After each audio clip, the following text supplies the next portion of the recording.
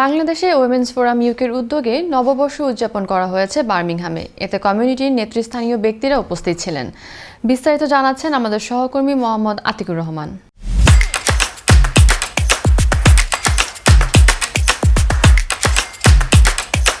প্রশিক্ষণের মাধ্যমে নারীদের কর্মসংস্থান নিশ্চিত করে কমিউনিটির উন্নয়নে যাতে এ সকল নারীরা গুরুত্বপূর্ণ ভূমিকা রাখতে পারেন সে লক্ষ্যে কাজ করছে বাংলাদেশ উইমেন্স ফোরাম ইউকে।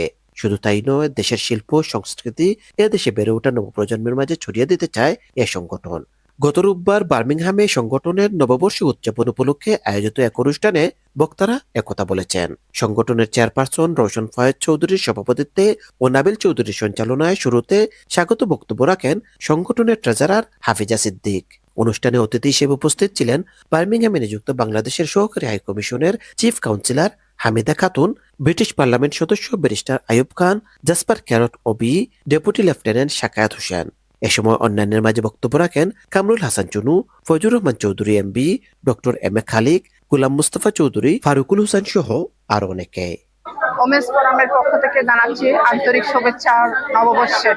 আজকে আমরা নববর্ষ করলাম সব মহিলাদেরকে নিয়ে, বিশেষ করে বাচ্চারাও থাকলেও সবাই আসার জন্য। এটা ছোটভাবে প্রোগ্রামটা করলাম, কিন্তু ইনশাল্লাহ আগামীতে যাব আরো বড় পরিসরে সবাই আসবেন, দেখবেন। Mohammad Atikur Rahman, channel S news, Birmingham.